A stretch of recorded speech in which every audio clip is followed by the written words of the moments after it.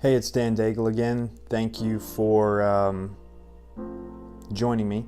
I'm about to start work, but what I wanted to do before I left the hotel is something that kept me up last night that I thought about that I wanted to share with you is an idea. And this idea, in my opinion, is much more important than any specific logistical or mechanical topic in your marketing and in your road to entrepreneurship and independence, and it has to do with mindset. I came across this video and I felt like it's the message that you needed today, because when I listened to it, it really resonated with me.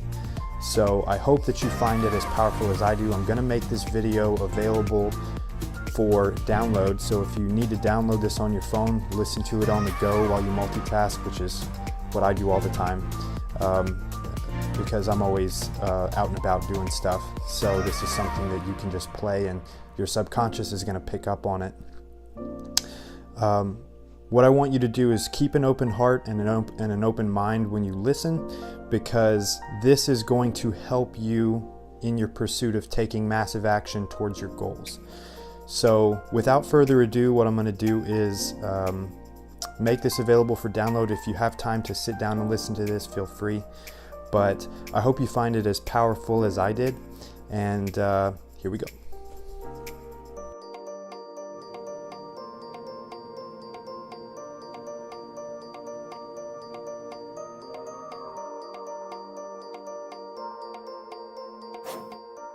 Here's the hard truth. People don't necessarily want you to succeed. And the bigger your dream, the more people that are going to come out of the woodwork to try to stop you. As Oliver Emberton said, the only way to avoid pissing people off is to do nothing important. But if you're striving for something important, if you're trying to make real change, if there's something in your life that you are absolutely hell-bent to make happen, you have got to understand that you're going to be fighting against something. People are going to be pushing back against you, and it is going to be your ability to hold true to that vision that's going to determine whether you can pull it off. And as Victor Hugo said, you have enemies? Good. It means you stood up for something at some point in your life. And that's what people miss. They somehow want to get through this unscathed. They somehow hope that with this grand change that they want to make, that people just fall in love, that they see your vision, that they fall in line behind you, and that they want you to lead them. That's not the way that people work.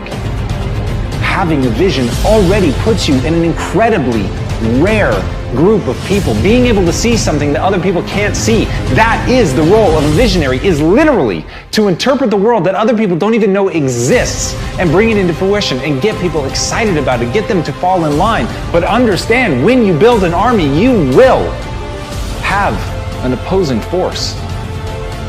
But as Mark Twain said, keep away from those who try to belittle your ambitions.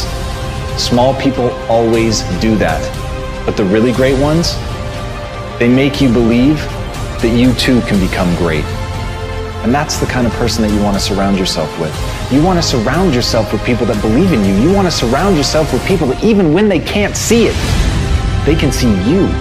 Even when they don't understand what you're trying to build, they believe in you and they're willing to get in line and they're willing to meet that opposing force. And when you're able to galvanize people around your idea and push it forward and paint for them the world not as it is, but as it could be, that's when you can make change. But you can't be afraid to piss people off. You have to know that they're coming for you, and you have to be willing to fight. Because if you're not willing to fight, you might as well sit down now. So if you're going to be one of the few that stands up, you've got to stand up prepared for war. Some of you going to sleep and you don't deserve to be. You don't deserve rest. You lazy. You don't deserve rest. Rest is for people who work. You ain't doing nothing. Every day you chilling. You need to know your why, and my why wakes me up every single morning. You don't get it. Listen to me very closely. You can write everything down if you want to. Be brave enough to write every one of your goals down. But I'm going to tell you something. Life's going to hit you in your mouth, and you got to do me a huge favor. Your why has to be greater than that knocked out. At the end of your feelings is nothing. But at the end of every principle is a promise. Find a man who's diligent at what he does, and he shall stand before kings and not mean men. Every day you say no to your dreams, you might be pushing your dreams back a whole 6 months. That one single day, that one day you didn't get up, could have pushed your stuff back I don't know how long. The first level to success in life, listen to me, the very first level is you seeing it. Like it's clear to you. Like you know exactly what you want. You know exactly when you want it. Listen to me. You know exactly what it tastes like. You know what it looks like. You know what it smells like. Before you really blow up, and you get success, you literally have it in the palm of your hand without having it. And I'm telling you right now because I care about you. I'm telling you right now because I've been there. I've done that. You've been in it for 3 years and you about to quit. You've been doing it for 5 years and it don't look like you think. You put all your money in it. You put all your time in it. People looking at you crazy. 5 years you've invested whole. You put too much in it to quit now. And the problem with some of y'all is you want somebody else to support your dream. But this is my time. This is my moment. Tomorrow, ain't no such thing as tomorrow. What does your dream look like? What does it smell like? What does it taste like? If you wanted to have it, get your butt up and make it happen. If you wanted to have it, rise and grind. There was a study done, a hospital study, on 100 elderly people facing death close to their last breath. They were asked to reflect about their life's biggest regret. Nearly all of them said they regretted not the things they did, but the things they didn't do, the risks they never took, the dreams they didn't pursue. I ask you, will your last words be, if only I hit, hey, you, wake up. Why do you exist? Life is not meant to simply work, wait for the weekend and pay rent. No, I don't know much, but I know this. Every person on this earth has a gift. And I apologize to the black community, but I can no longer pretend. Martin Luther King, that man never had a dream. That dream had him. See, people don't choose dreams. Dreams choose them. So the question I'm getting to is, do you have the courage to grab the dream that picked you, that befits you and grips you? Or will you let it get away and slip through? You know, I learned a fact about airplanes the other day. Now this was so surprising. See, I was talking to a pilot and he told me that many of his passengers think planes are dangerous to fly in. But he said, actually, it is a lot more dangerous for a plane to stay on the ground. I said, what? Like, how does that sound? Well, he said, because on the ground, the plane starts to rust, malfunction, and wear much faster than it ever would if it was in the air. As I walked away, I thought, yeah, makes total sense. Because planes were built to live in the skies, and every person was built to live out the dream they have inside. So it is perhaps the saddest loss to live a life on the ground without ever taking off. See, most of us are afraid of the thief that comes in the night to steal all of our things. But there is a thief in your mind who is after your dreams. His name is doubt. If you see him, call the cops and keep him away from the kids, 'cause he is wanted for murder, for he has killed more dreams than failure ever did. He wears many disguises, and like a virus will leave you blinded, divided, and turn you into a kinda. See, kinda is lethal. You know what kinda is. It's a lot of kinda people. You kinda want a career change. You kinda want to get straight A's. You kinda want to get in shape. Simple math, no numbers to crunch. If you kinda want something, then you will kinda get the results you want. What is your dream? What ignites that spark? You can't kinda want that. You gotta want it with every part of your whole heart. Will you struggle? Yeah, you will struggle, no way around it. You will fall many times, but who's counting? Just remember, there's no such thing as a smooth mountain. If you want to make it to the top, then there are sharp ridges that must be stepped over. There will be times you get stressed and things you get depressed over, but let me tell you something. Steven Spielberg was rejected from film school 3 times, but he kept going. The television execs fired Oprah, said she wasn't fit for TV, but she kept going. Critics told Beyonce that she couldn't sing, she went through depression, but she kept going. Struggle and criticisms are prerequisites for greatness. That is the law of this universe and no one escapes it. Because pain is life, but you can choose what type. Either the pain on the road to success, or the pain of being haunted with regret. You want my advice? Don't think twice. We have been given a gift that we call life, so don't blow it. You are not defined by your past. Instead, you are born anew in each moment, so own it now. Sometimes you gotta leap and grow your wings on the way down. You better get the shot off before the clock runs out, cause ain't no overtime in life, no do-over.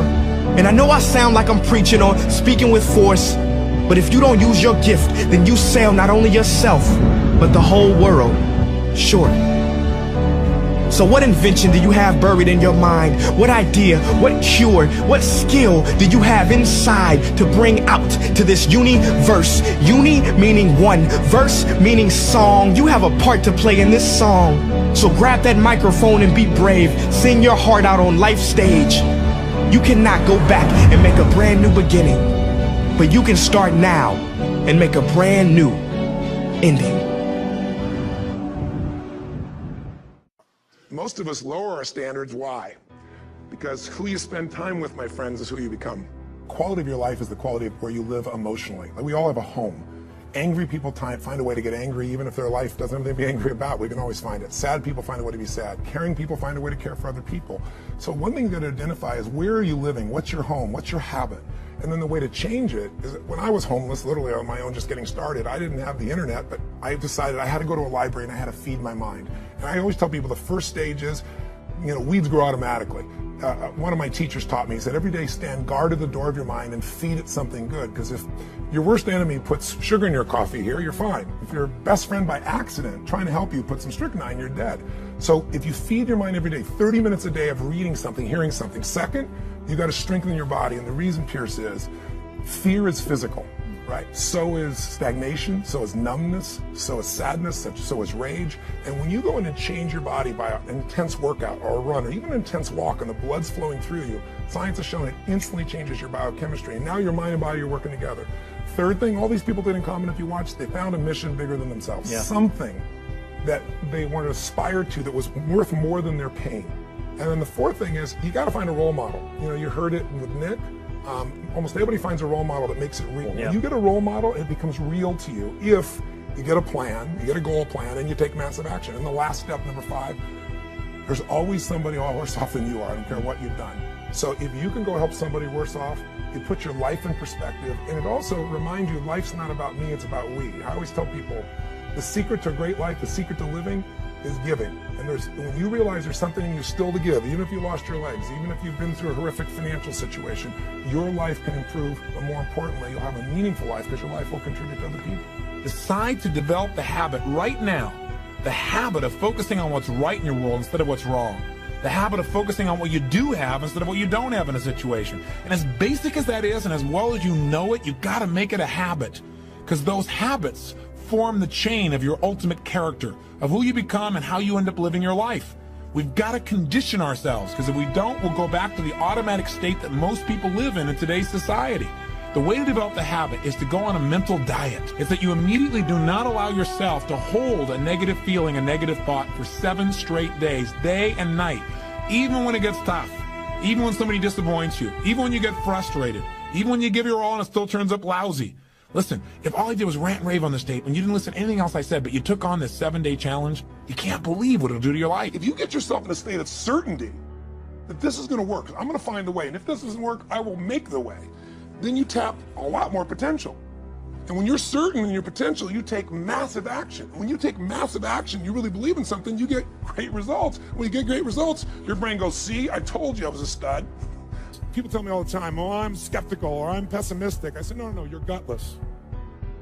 It takes no guts, it takes no courage to be a pessimist, to say it's not going to work, to try to find out what's wrong. What's wrong is always available. It's always what's right. So I'm not into positive thinking, but I am into intelligence. And intelligence says, see it as it is, don't make it worse than it is. The only way it gets better is if you can see it as it is. Don't make it worse than it is. Don't try to make it so it's impossible to change. That's not true. It's not true at all. The second mandate, I think, to changing anything in your life, to leading your life, is once you see it as it is, not worse than it is, then you got to see it better than it is. Because that's the thing that's missing from most relationships. There's no vision. I mean, without a vision, people what? Perish. And when a relationship has no vision for greater than where they are, that relationship is going downhill, if not destroyed. I believe that every relationship, every part of life, every part of a human being needs a compelling future. If the future's not more compelling than today could be tough, but if the future's compelling, we can get there. So just to remind you, first thing you got to do is feed and strengthen that mind. Read, listen, feed the mind, take control of that focus, stand guard at what other people are saying, focus on what it is you're here to give, what you can control, what you can make happen. Number two, feed and strengthen that body. Remember, fear, uncertainty, they're physical experiences. So the best way to deal with something physical is get physical. Change that body, go lift some weights, go for that run, do something that's going to get you in that state. But get that hour of power going, that 15 minutes to thrive, if you're familiar with that, to train your body and mind to be strong again. Number three, make sure you put yourself in that position where you find a role model that's going to inspire you and show you that way. Maybe it's a contrasting role model. You think your life's so tough? Find somebody with tougher who's really turned it around. Or maybe it's just somebody who's really succeeded, that you can now see there is a way. There's a way through. There's a way to make this happen, even in the toughest times. There's always a way. Four, make sure you get yourself into action. Get a plan, take massive action. And then number five, most importantly of all of them, feed your spirit. Feed and strengthen your spirit. And there's only one way to do that. It's to find what you're grateful for and to take time, whether it be prayer for you or just taking a moment to think about what it is that's so lucky in your life. There's a rejuvenation in our spirit when we stop taking things for granted. And when most importantly, what feeds your spirit is to give, to find a way to do something for someone else who's worse off than you are. Because what is this all about? It's about strength, and it's about perspective, it's about action, it's about emotion, and it's about heart. And so many people, miss the opportunity to feel like their life makes a difference. I'm a big believer that motive does matter, that why you do something people can feel, that people may be skeptical, they may have their judgments or their fears because they've been through so much, but in my experience, ultimately, why you're doing something people feel, and if you're doing this because some part of you knows that you're here in life not just to get but to give, then there's a spark that happens in other people because they feel the genuineness of that, and there's a spark that happens in you because it reminds you what you're made for. My greatest asset is I was homeless, so I can't feel a whole lot of pain. I've already been alone. There's not a whole lot of hurt I can feel on a little paper, on a little test. So I leave you, listen to me. We have gotten to a point where it's midterms and we're moving forward. The days of you getting money, I'm not saying we quitting, but I'm saying the day has got to go from external to internal. You have to give it everything you got. No more TV, no more parties, no more playing. If you don't have a 4.0, what you need to be doing is studying. Get off the phone. I'm sorry, I'm not available until the end of this year. No, I'm for real. You reached the right number, but you called me at the wrong time. Call me back January 1st. I'm about to get busy now. Huh? I want you to have a countdown of your own and say when the countdown is over, we're the real, watch me, because when I was homeless, I knew something was wrong. I knew that wasn't the best of me. And one day I said, will the real Eric Thomas please stand up? Will the real Eric Thomas please stand up? Stop being this high school dropout. Stop giving up. Stop sleeping on the street. Stop walking up and down Finkel Avenue like you ain't got nothing, and get your GED. Stop being afraid to take a test. Stop being afraid to go to college because your daddy didn't go and your mama didn't go. Stop being afraid and be the best Eric Thomas you can be. But listen to me, it's going to be hard. It took me 12 years to get a 4-year degree, but I got it. And guess what? On a degree, it don't have dates. So if it took you 4 and it took me 12, it don't show up nowhere. But I'm exactly where I wanted to be because I realized I got to commit my very being to this thing. I gotta breathe it, I gotta eat it, I gotta sleep it. And until you get there, you'll never be successful in life. But once you get there, I guarantee you, the world is yours. So work hard and you can have whatever it is you want. Thank you guys for your time.